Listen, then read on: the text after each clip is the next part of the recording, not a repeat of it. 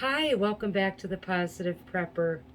Today I'm going to do a relatively short video on a timeline of how events might happen in an SHTF, as well as some resources and skills that you will need for your prepping in an SHTF. So the first thing I'm going to talk about is this timeline up here. And this, of course, will depend on what kind of a disaster it is, obviously. So on day one, the SHTF happens. From day one to day three, people tend to be in shock, confused, what's going on? Why is this happening? A lot of people are just trying to get answers. But as preppers, we know that on day one of SHTF, it's pretty much go time. But we call this time between day one and day three the sweet spot, if you will. So this is the time that you should be, if you have to get last minute stuff at the sporting goods store, the gas station, Walmart, whatever you got to do, which again is why you should make sure you always have cash on hand. Because even if the power goes out, there might be stores that will still sell products and services that you will be able to get if you have cash. But you're only going to have those first 3 days, relatively speaking. So by day three, you should have your MAG group all in place. And again, this depends on the kind of disaster. But you should have your MAG group all in place, all your resources ready to go, and you guys should all be ready to go. By day 7, we have a complete societal breakdown. So you're not going to get your emergency services. Police officers, fire departments, EMTs, ambulances, hospitals, none of that will be available to you, most likely by day 7. And then by day 14, and notice I'm saying by because, any of this can happen at any point. This is just generally speaking. By day 14, and again, depending on the type of disaster, it's the end of government, it's anarchy, it's everybody for themselves, martial law. You're pretty much on your own. Okay? So then you get to a certain point where you might want to think about expanding your group. So hopefully you've already established some rapport with some of the other MAG groups in your area. But this is going to be when you guys really start working together. It's impossible to tell how long after that day 14 that this is going to be required, but there will come a time when you're going to want to strengthen those relationships so that you can barter goods and services, you can work together. Maybe you're working with other MAG groups to take out a roaming band of idiots, right, that are going around and trying to steal all the stuff from different groups. So it's going to be important for you to strengthen those MAG groups. It's also a time possibly when you're allowing other people outside your MAG group to come in, again, depending on the SHTF. So maybe you've got people that are showing up and they have their own food and their own weapons and they're the good guys, and maybe at that point you're letting other people in. That's when that's going to start happening. And then, we put years with a question mark. At some point, society will have to rebuild. And so if you have joined forces with other MAG groups, right, so you start rebuilding inside your own group, and then you join together with other MAGs, and that starts building society back up. And then pretty soon that's expanding out and society is being rebuilt.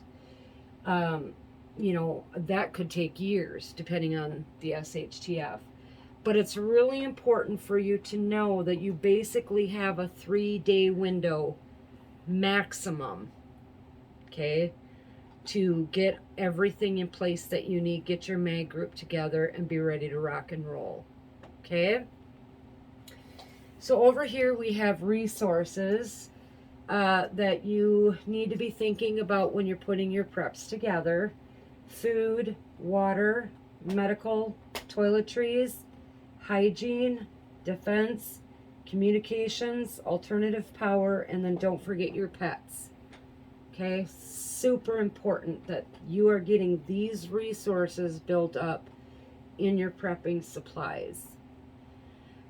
But outside of resources, because we talk a lot about, you know, stack it to the rafters, stack it again, right? Because you can never have too much food.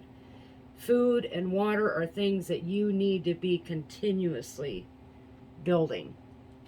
But your skills is different. So these are some of the skills that either you or a person in your mag group should have. Firearms.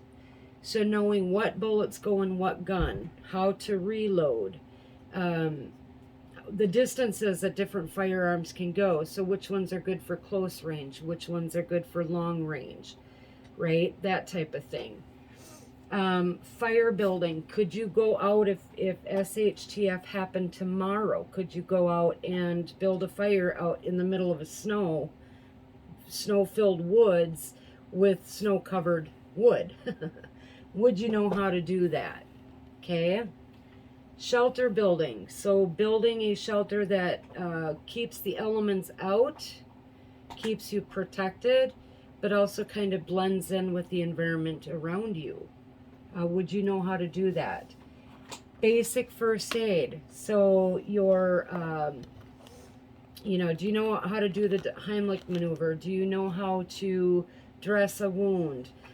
Do you know how to check somebody's airway, breathing, circulation, blood pressure, that type of thing? And then also having that more experienced trauma first aid, so suturing. Would you know how to fix a knife wound or take a bullet out? Or, you know, if somebody cut their leg really deeply, would you know what to look for to see if an artery had been severed? You know, how the blood flows and what it looks like. So having somebody in your group that knows that type of first aid is going to be really important, especially as things get worse in that SHTF. Another thing is leather working. So the soles of your shoes or your boots, you know, can you take a hide off an animal and turn it into a pair of gloves or a hat?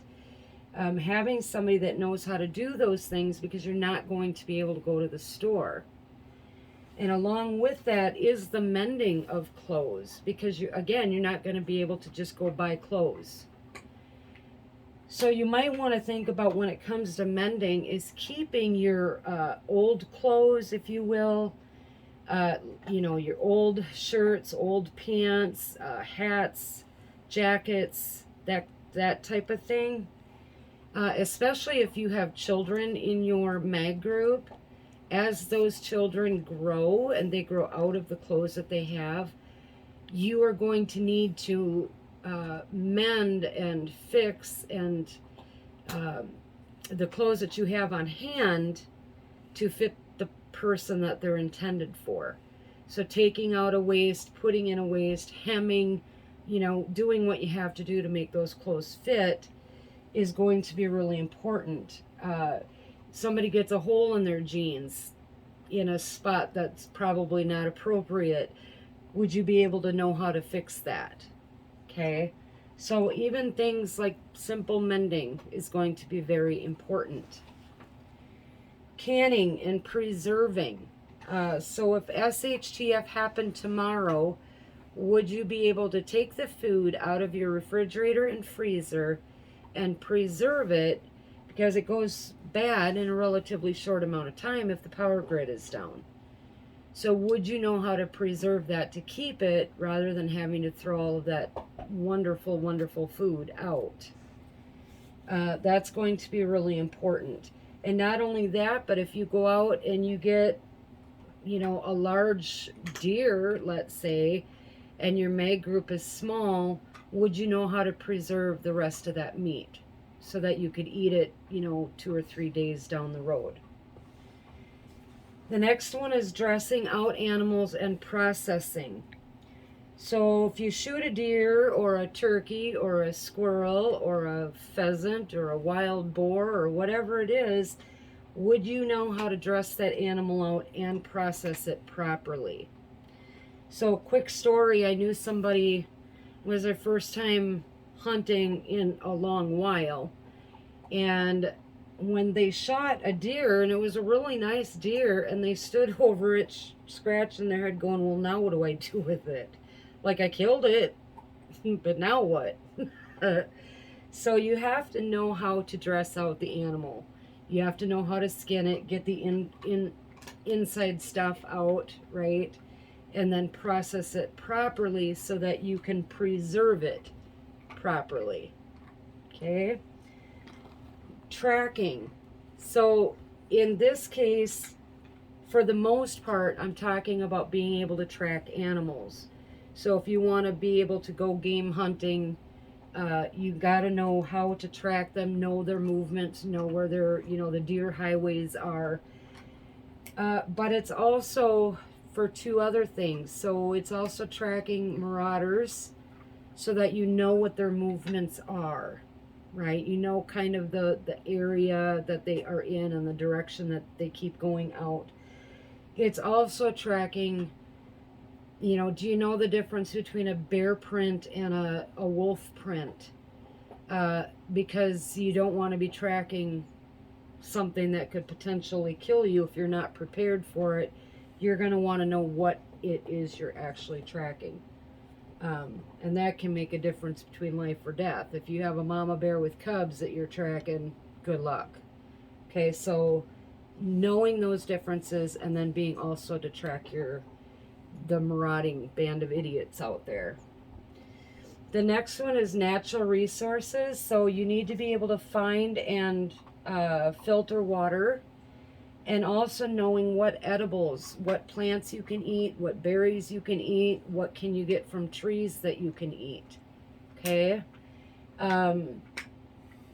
That's going to be really important, especially the longer an SHTF goes, and where you may have to live completely off your natural resources. It's going to be really important that you know how to do those things. The next one is use of comms. Do you know how to use a walkie-talkie? Do you know how to use a CB radio or a ham radio? Do you know Morse code? Would you know how with a flashlight to send out an SOS, right? You need to have the ability to use alternative forms of communication and not just rely on one. Okay? And then lastly is basic mechanical skills. So do you know how to siphon gas? Do you know how to take tires off of cars? Would you know how to fix your generator if your generator broke down? Would you know how to hook up a car battery to a CB radio? Okay, wiring things together to get electricity. Basic mechanical skills. Engineering, electrical, that kind of stuff, again, is going to be really, really important. Now, we don't expect any one person to master everything, especially in a short amount of time. Some of this stuff takes years to know, okay? But think about your mag group and the skill sets that those mag group members have. Okay, where do you have gaps in your skills? Who would be the best one to take on a specific skill and either build on it or master it or learn it, right? So look at these skills, think of your mag group, look at where you're lacking, and then figure out who best to fill that void. Now, a way that you can look at all of this for yourself is called KWL, and I'm going to erase so that it's down a little bit lower. KWL. So what I want you to do is take a sheet of paper, and I want you to put 3 folds in it, okay? The first fold is your K. What do you already know? What of these skills do you already know how to do? Make a list. Okay? The W is, what do you want to learn? Or in this case, maybe, what do you need to learn? Okay? So if there's skills that you don't know and you want to learn them, put them in this column here.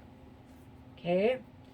Then under the L, I want you to start writing down what you've already learned through your prepping experiences.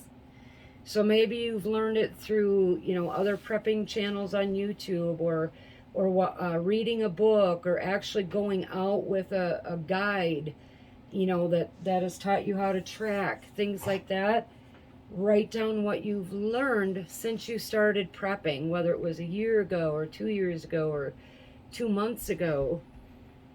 The reason that the L is really important is because it gives you a positive focus on what you're doing. So you can look back 6 months from now and go, holy cats, look at all the stuff that I've learned over the course of the year since you started prepping, or whenever it was. This gives you really positive, not just reinforcement of what you've already done, but it gives you positive encouragement to keep moving things from what you want to learn into, look at what I learned. Okay, that's a great positive motivator for you to keep doing what you're doing. Okay, and you can apply this to resources as well. What do you know you need? What do you know, or what you know you have, what you know you need, and what you've built up on. So you can use it for resources as well, but I really want to focus on the skills. Okay? I'm sure there's skills that I've forgotten. If you think of any, put them in the comments section below, please. Don't forget to hit that like and subscribe button and hit the notification bell. I hope all of this helps you guys. And just keep prepping. God bless.